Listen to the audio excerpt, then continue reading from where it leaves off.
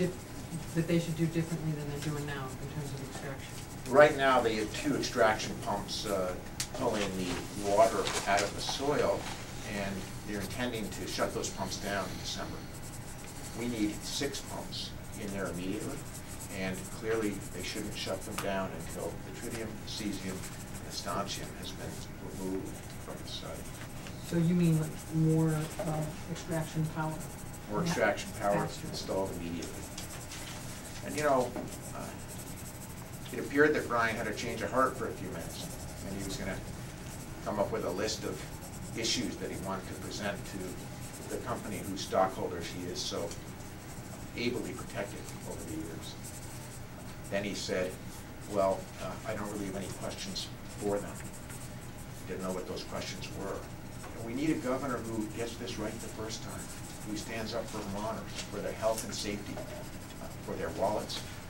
This is the most, I've said for months, long before it was proven true, that this will be the biggest man-made environmental disaster in the history of the state of Vermont. This is a very serious matter.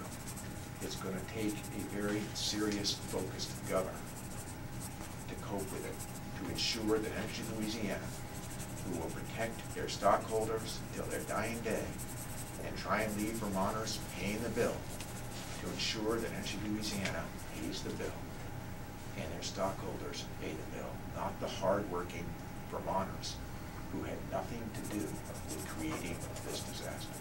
Peter, you have used the word safety, I think twice I've counted so far. Brian used it 3 times in a short written statement he issued the other day. And yet safety under federal law is the exclusive purview of the Nuclear Regulatory Commission. And the states are very, very limited in what they can do on that front.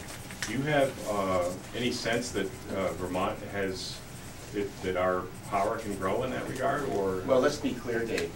Vermont is only limited on the issue of safety when it comes to the question of relicensing. Vermont is not limited on safety when it comes to polluting our groundwater with highly radioactive nuclear isotopes that cause cancer in children and cancer in residents.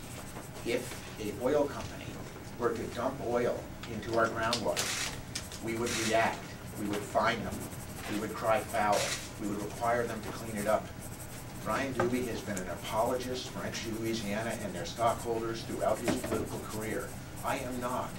I defend Vermonters. We, as your governor, I will ensure that anybody that comes into the state of Vermont and pollutes an aquifer with radioactive isotopes, puts Vermonters' health and safety at risk, and then tries to charge the bill to the people of the state of Vermont, that I say, no how, no way, not now, not ever. About 10 months after the initial announcement that there was tritium in the groundwater, the state, to my knowledge, still isn't seeking any fines. What do you make of that? I think that this is yet another example of why we need a governor who's going to stand up for Vermonters and not continually be an apologist and a protector for the stockholders of Energy Louisiana. A governor needs to get this right the first time. This is an area where Brian and I deeply disagree. You know, Brian still says, I'm going to want answers to questions before I'm going to be able to see that they can regain our trust. Energy Louisiana will never regain my trust. I understand that when someone does not tell you the truth, when they lie under oath, when they leak radioisotopes into the ground and don't take every action to clean it up, these are not people that I can trust. They're not people Vermonters can trust, nor should we. So if you had been governor last January, would your A&R have sought to fine Entergy for this? I not only would have fined them, but I would have insisted that they put adequate pumps on the ground to remove and mitigate the environmental disaster that they've created. And I find it astonishing that Brian Doobie still thinks that he can somehow trust Energy Louisiana. I find it astonishing that the governor and lieutenant governor are calling upon Energy Louisiana to install additional pumps immediately. You know, the cost of that, of the additional 4 pumps, is about $200,000. Think about the millions of dollars that Energy Louisiana, if I'm governor, is going to have to spend to find a new aquifer for the town of Burlington. and pump that water into the people of the town of Vernon. My heart goes out to the hardworking people of Vernon.